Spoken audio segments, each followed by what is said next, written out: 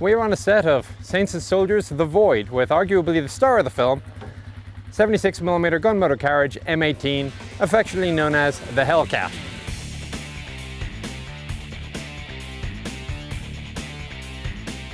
This nicely restored M18 is one of two that they incorporate in the movie. The two tank destroyers are called Annie and Avenging Angel. This one is Annie, it's an early production model. Avenging Angel was a later production. I'm not going to go into too much detail on this, but just to give you a rough overview, one, this is not a tank. The M18 isn't a tank, it's a tank destroyer. The most significant thing is it has no armor whatsoever. That's about it. It's maybe a ½ an inch, 3/4 of an inch, just enough to stop fragmentation, bullets and so on. Its job was to seek out, strike at enemy armor and destroy it. The central feature of the M18 is the 76mm cannon. The power of the gun is such that when it fires, the entire vehicle will rock back significantly, far more so than you would have on a tank. Quite capable of punching through a Tiger at any combat range. Panthers, it had a significant problem with. It generally either had to get very close, use special high-velocity armor-piercing ammunition, which is very rare, or just go around the side. Fortunately, if you've got a vehicle that'll do 50 miles an hour, getting around the side is actually a feasible option. They can be zippy. It's surprisingly fast and agile. We were really getting up and going on some of these scenes. I was kind of taken back by the speed and the power. This was the fastest tracked vehicle in World War II and was capable in theory of breaking 50 miles an hour. This one's getting a little on in years, they don't really want to do it over about 35, but even that is quite a significant turn of speed when you're in it, or better yet, if you're looking at it trundling down the road at you. It came up the road towards us, and when those things fire up, they're so loud. One of my cues, I was supposed to turn around and look up at it as it came up the road at a certain moment, and I couldn't hear my cue because those things are so loud, yeah. Okay, so it started snowing.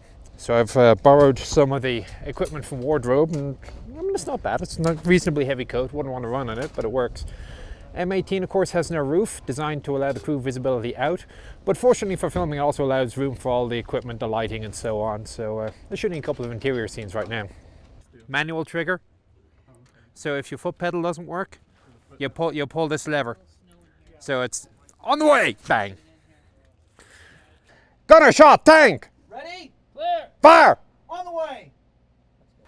So this is the office of Annie where the crew would work and play. I'm sitting in the TC's spot. He's got a ring mount 50 cal. To my direct front would be where the gunner is, and on the right hand side the loader. You'll notice left-handed loading, which is a little bit unusual for an American vehicle. He's got all of 5 rounds available to him, and anything else he's got to drag out from the bottom of the vehicle under the floor. The loader doesn't have a platform to stand on, so he's got to shuffle around as the turret turns. Up front where the gunner sits, we've got 2 optics. We've got the primary periscope optic, and then we have a direct vision down low and to the right. You can shoot off of either one. They each have their advantages or disadvantages. He's got a manual traverse, power traverse, manual elevation, a foot pedal, and a very large lever for a manual trigger. The foot pedal, of course, being an alternate form of trigger. Azimuth indicator. Tank destroyers also had a secondary role as artillery. So they would hide behind the terrain feature, a hill or whatever, and shoot indirect just by using mathematics and grids. So the azimuth indicator will be used for that function. Helping it out is an elevation quadrant. The elevation quadrant does exactly the same thing for elevation as the azimuth indicator does for the turret traverse. Further down and forward, you're going to have the driver on the left and the assistant driver on the right.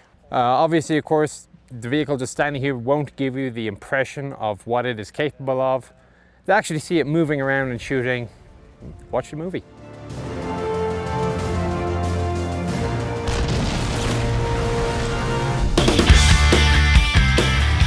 Sitting on the cannon, you know, riding the Like, yeah, whoa, whoa, whoa, whoa. Hey guys, we should probably get a lesson here. They'll play a video game. Yeah, I've seen this before. I've done it. Yeah. It's one game in particular. Play World of Tanks? I've played it enough to know that it would be way too fun. I just got super addicted. .com.